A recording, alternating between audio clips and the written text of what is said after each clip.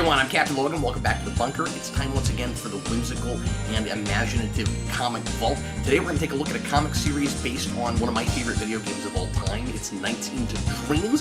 This is a thing that I've always been a little bit curious about. I knew about this for a long time. This was an Archie series that came out in the late 90s. Of course, Archie also published Sonic, and Nights into Dreams was made by Sega and made by Sonic Team. And so, natural fit. Of course, they attempted a comic series, and I was always kind of curious as to how this would translate to comics, because the story of Nights is a real simple thing. It's not a super story-driven game. The whole thing is kind of just a conceit in order to create that world, and it's kind of more about the ideas than it is a character-driven story. And the Nights and the game and the comics are both kind of a metaphor, kind of a modern fairy tale about the notion that dreams and reality might not be that far apart, that if you can actualize your dreams, they become reality. And so we kind of play with every facet of the notion of a dream. So we have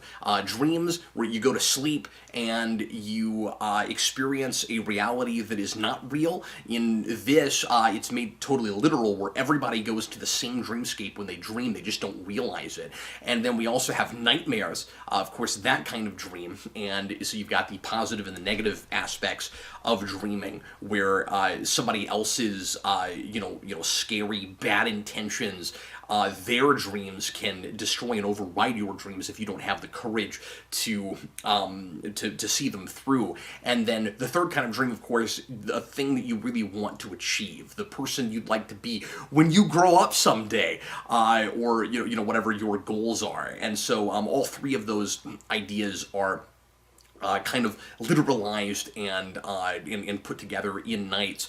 And so by having a literal dream world that can connect to the real world, and where there's kind of a barrier that breaks down, again, that's kind of a metaphor, and we're saying that dreams and reality are not that disconnected, which is kind of a fun idea, and not a bad lesson for kids. I did always kind of worry with Nights that, and this comic is no exception, because it follows the story very closely, but adds a lot of stuff, some of which I like, some of which I don't, kind of create some context, and is trying to do a lot of world building and create some mythology and some background for everything that's in the game. Again, I'm kind of of two minds about it, because I like the simplicity of the game, but if you're going to make this a story, you do have to flesh it out some. And I think this story goes pretty overboard in that, but I appreciate the attempt. So anyway, the thing that I always was a little bit unsure about with Nights is kind of just the... I guess it's a nice idea. It's a nice notion. If you try hard enough, if you care about something enough, if you have enough courage, anything is possible. But the whole universe is at stake in the comic, and I think the idea is supposed to be the same in the game. Although I was never totally sure if it was just about making sure that the dream world didn't fall apart, and how much the real world was actually connected.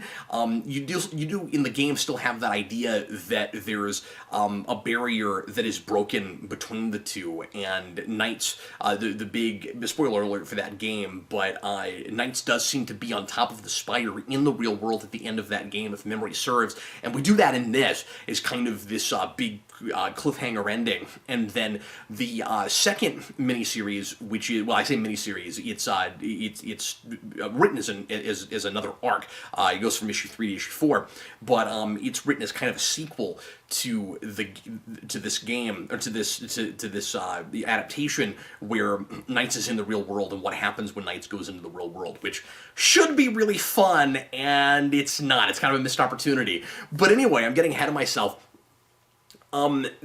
It's played like, if these two kids don't achieve their dreams, then reality is sunk. And, of course, they're going to, but it feels a little bit too easy. It's like they're both brilliant at what they do, and there's really no chance that they will fail if they just have the right attitude about it. And so, on the one hand, I don't have any problem with the idea of telling kids work hard and push past your fears and your anxiety, but this makes it look like if you really want to be a star basketball player, you're the only thing holding yourself back. And I think that could be, I don't know, a little bit problematic. But I guess it bugs me more in a comic book than it does in a video game for whatever reason. I guess it's because it feels like the moral of the story is kind of more front and center in something like a comic book, whereas it's kind of just the background to get the ball rolling and to create a conceit for a video game in the game. And so maybe that's why it doesn't bother me as much there, where it's this kind of, somewhat sappy moral at the end. And the comic, that's the whole thing. And so maybe that's why it kind of irritates me a little bit more here. But anyway, this is written by Dan Slott, of all people, who is the right man for this kind of a job. Dan Slott did a lot of cartoon comics in the 90s, and he wrote a lot of Powerpuff Girls. I've read some of his Powerpuff Girls. It's really good. He should have written for that show. I always like Dan Slott more as a comedy writer and as a children's writer than for more adult stuff. I've gone on record lots of times talking about his Spider-Man and how much I don't really care for that. He was too fan fiction-y there, and he couldn't seem to keep his continuity straight. This kind of thing he's better for, although I wish a somewhat more serious take had been done with this.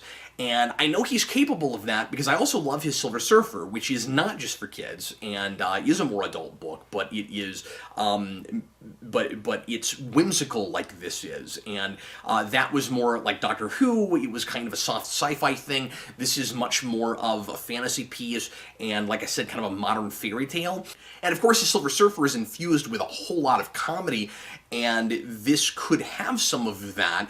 It's not like the game is this like super deep, serious piece, but it's not Sonic the Hedgehog, and this gives Knights almost exactly the same kind of voice and attitude that Sonic has. I don't think I mind the idea that Knights is a rebel. Knights is kind of a anti-establishment character like Sonic is, and the idea is the bad guy, Wiseman, wants to take over the waking world by breaking through that barrier. And the town Twin Seeds can allow him to do that because somehow or rather, 100 years ago, somebody built this spire in the middle of this town, and I think it's the same guy who founded the town, Twin Seeds. And that every 100 years, there's this brief period where the barrier breaks down, and if you connect to the perfect dreamer, that dreamer, who also has to live in that city, I guess, so I guess it's just lucky that there's always two perfect dreamers every 100 years. Somehow they have, again, very fairy tale-ish, somehow they have this artifact that is the embodiment of courage. There are 4 other ones, and one of them is the embodiment of hope, and I forget what the other human aspects are, but if you have all of those things, you basically have the Infinity Gauntlet.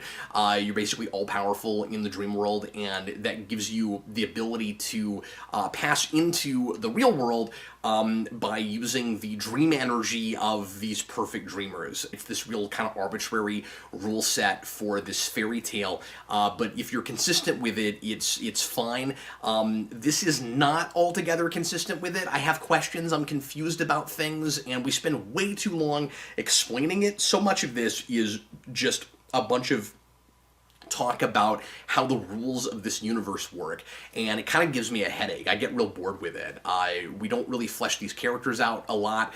Clarice and Elliot, in my opinion, don't really come alive any more than they do in the video game, and they don't talk in that. Like, I don't know much more about them here than I did there. A lot of the banter is just lame and not funny, and I kind of wish that, like the video game, the comic would rely more on the artwork and do a more visually told story.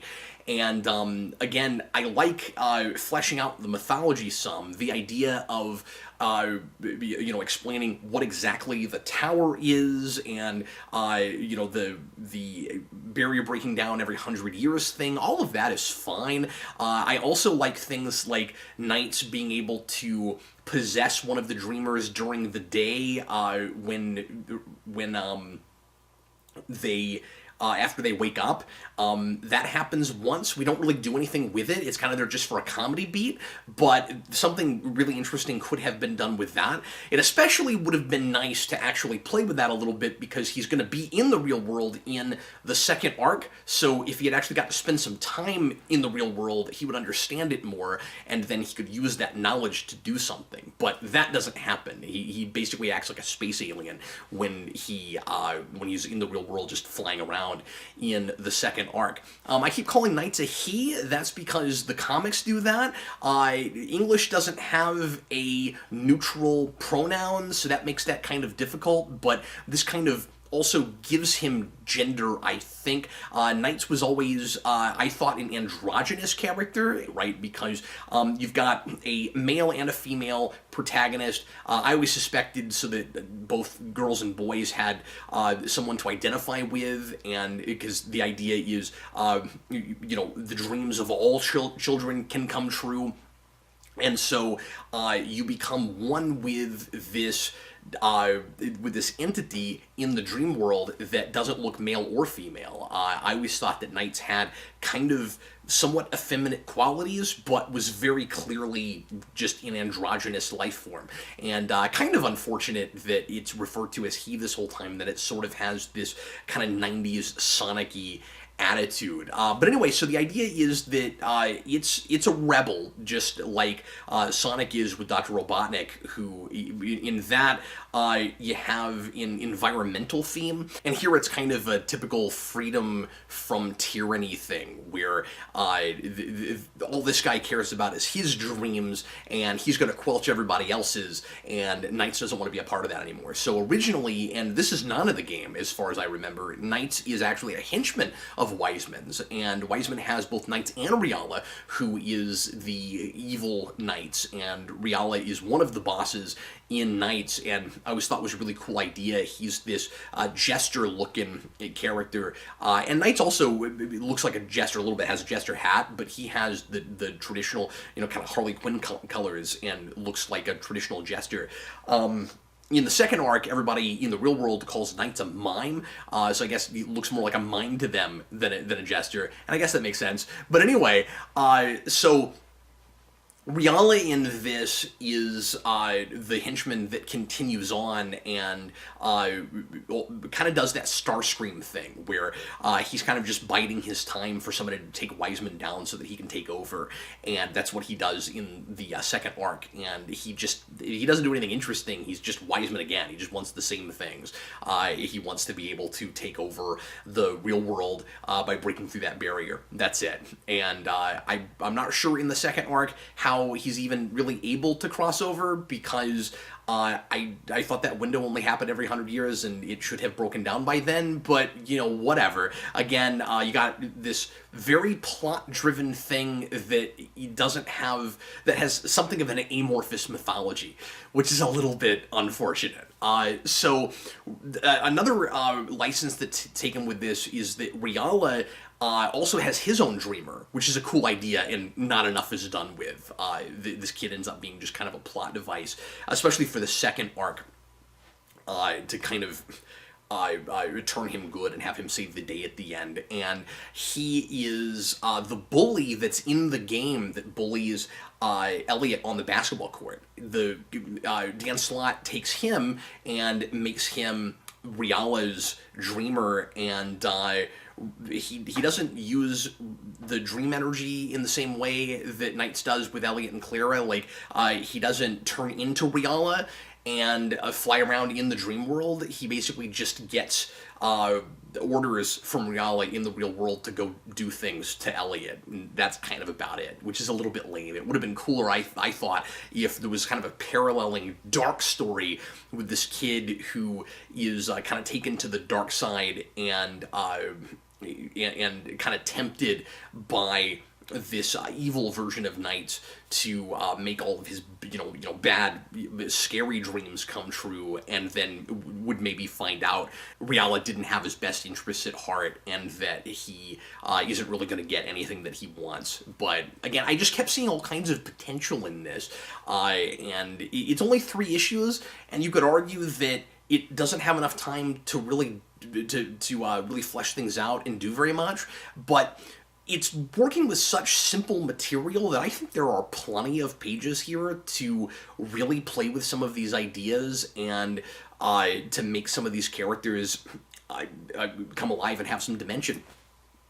And one of the really frustrating things is that Wiseman is a real typical Saturday morning cartoon villain. He's basically a Power Rangers villain, and he's really ominous and mysterious in the game.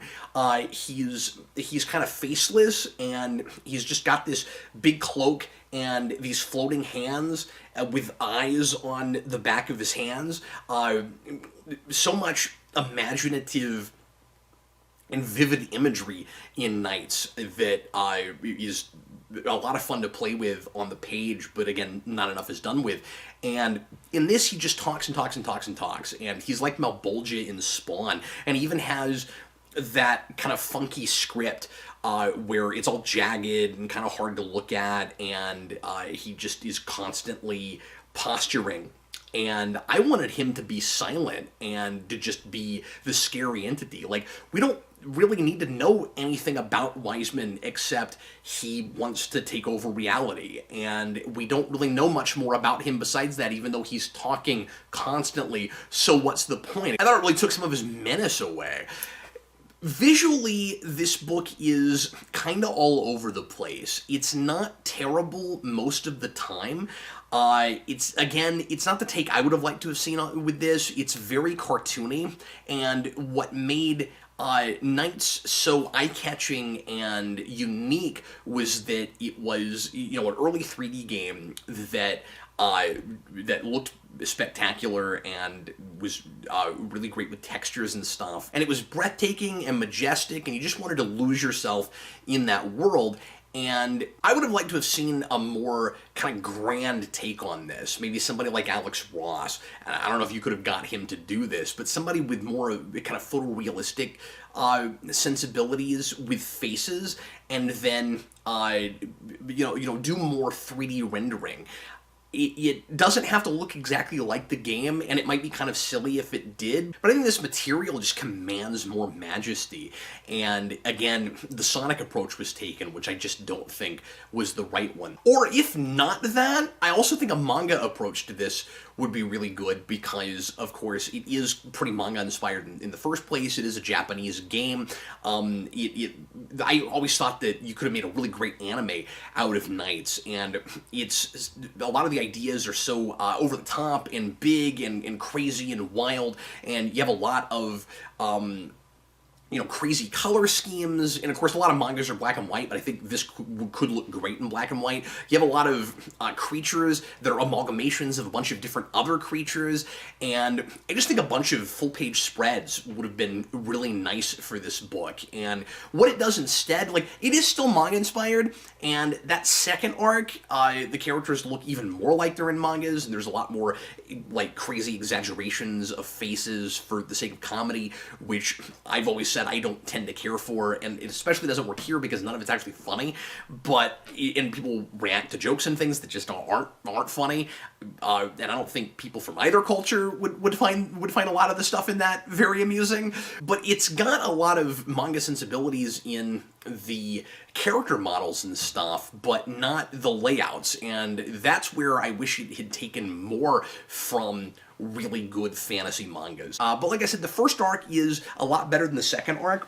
The artist, by the way, is Patrick Spazzanti or Spaziante. He has a decent attention to detail. Like I said, it's pretty cartoony, but he seems to really like the aesthetic of the game, and he puts in a lot of the detail from the game. He also does the layouts for the second arc, but the second arc is finished by somebody else. And let me get that name real quick. And I don't like his art at all. It is way too amorphous. That is Sam Maxwell. His stuff, I think, in this is actually pretty horrid, and it turns it even more Saturday morning cartoon. It feels like kind of a different thing from that first arc, and it watches like a bad dumbed-down sequel. It's like, and I mean, like, it's not as bad as, it's worse actually than the thing I'm about to mention, but it's like Ninja Turtles going to Ninja Turtles 2, where it's almost like it was too scary or something and parents complained, so we dumbed it down. I mean, that's really what it feels like. The second arc has dumb jokes and dumb puns and things, like there's a cop in that who's trying to get everybody to take her seriously, and her name is Olawful.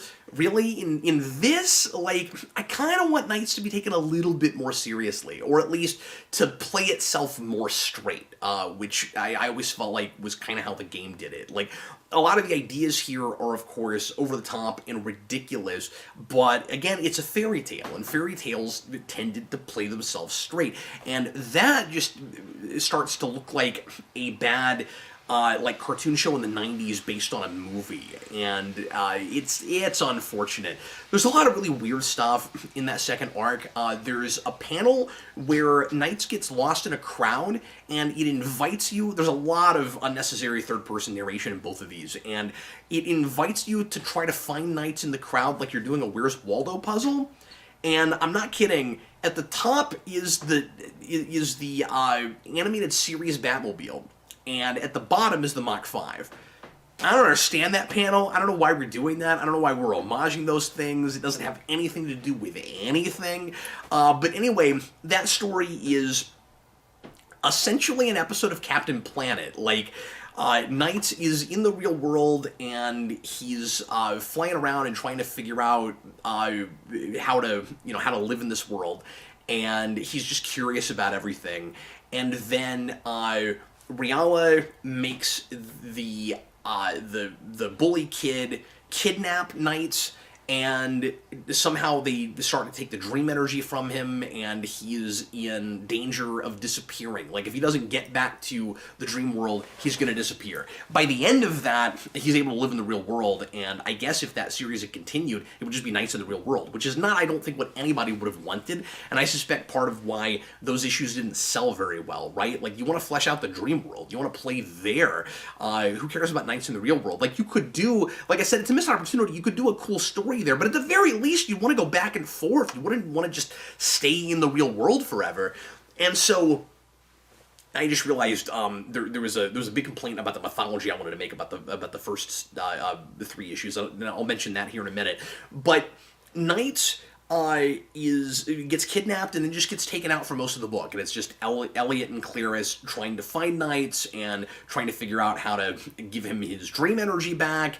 And it's a snore fest. It's not funny like it wants to be. It's not exciting like it wants to be. The showdown with Riala at the end, who's the big bad for that arc, is 4 pages, and we don't do anything cool with it.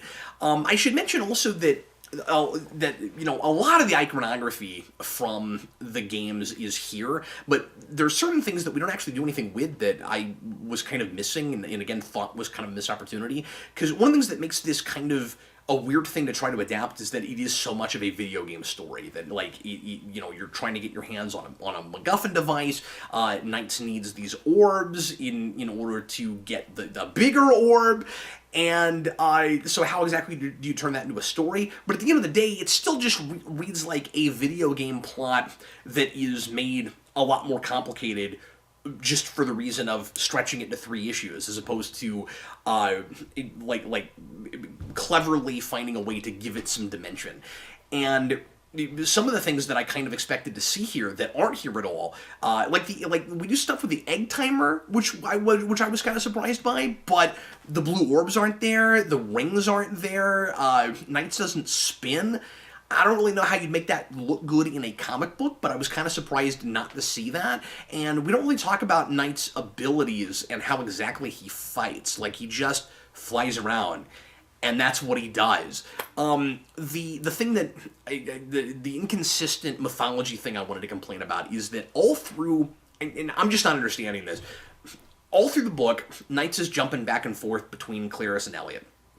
And that's how we're adapting the fact that you play as both of them in the game, is that Knights can only be, or like Elliot can be Knights or Claris can be Knights, but they can't both be Knights at the same time.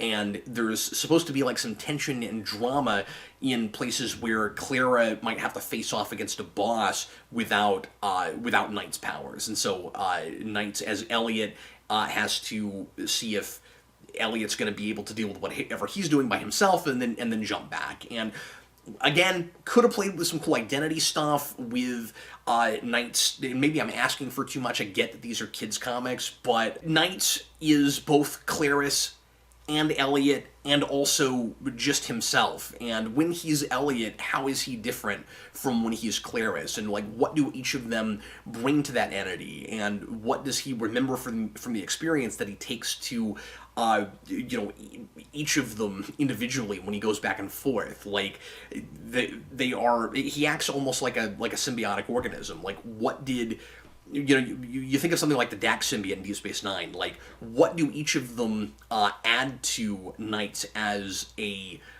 person? And we don't do anything with any of that. It's almost like Dan Slott was just stuck with this kind of provocative idea, but just didn't really know what to do with it. So he just played it for kind of cartoon drama, where, again, Knights just has to jump back and forth between them.